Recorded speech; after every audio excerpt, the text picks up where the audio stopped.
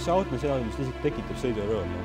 Et ta on puhta mehaaniline, tal elektrišassi on hästi vähe ja kui selle autoga sõita, siis lihtsalt tekitab automaatselt hea tuju. Tere, ma olen Hendrik ja see on minu Moskvitš aastast 1980.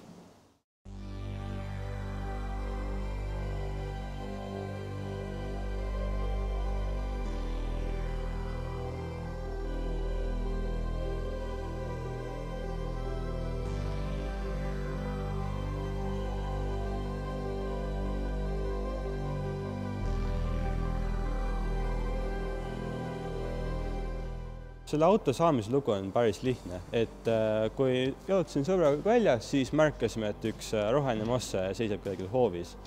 Mõtlesime, et küsime, et kas võib pilti teha, aga siis tuli üllatav pakkumine. Omeki ütles 400 €, too raha siia vii ära. No, ma olin siis 14-aastane ka ja sel hetkel see auto pani kõik ahetama, sest sellise vanuses pole mitte kellelgi autot, enamuste jalgrattad ja tõukerattad. Et auto omanik on olnud juba 4 aasta ja arvatavasti umbes 900 kilomeetrit on sõitnud sellega. Ja auto ise jõuab varsti uhkele juube lähedale, ehk siis 40 aastat tehases möödumisest. See auto ise on nagu muutunud pereliikmeks, sest see auto on samasugune, nagu on lapsepõlvemälestustes ühe sugulase oma. Mitte päris identne, aga siiski kõik mälestavad Mossega seoses.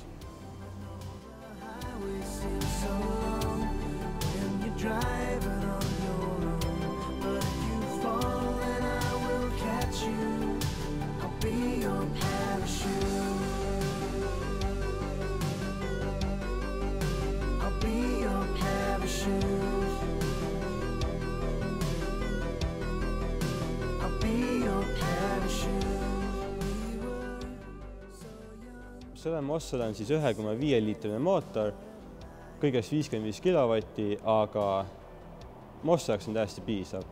Ta küll jääb BEM-ile alla, aga tal on BEM-ist mitu korda rohkem seda nostalgia efekti ja lihtsust ka.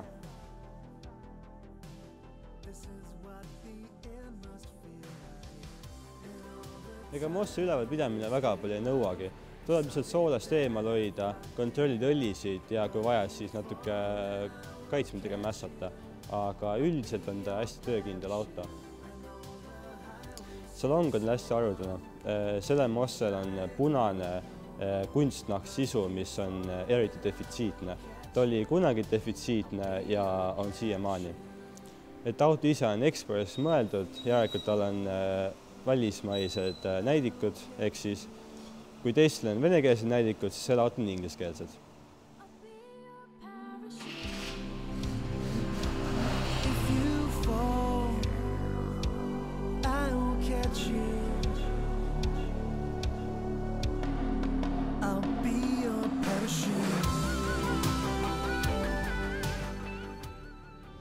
Minu jaoks on see auto eriline, sest selle peal ma õppisin remontimist, et tarkust tuleb alati kasuks, sest ma ise õpin autotehnikuks.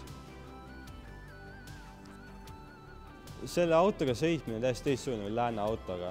Kui lääne autol on roolivõim, roolib hästi kergelt, siis sellel on juba tehast saati rooliloks ja see teeb sõidu natuke huvitavaks kui tavaautoga.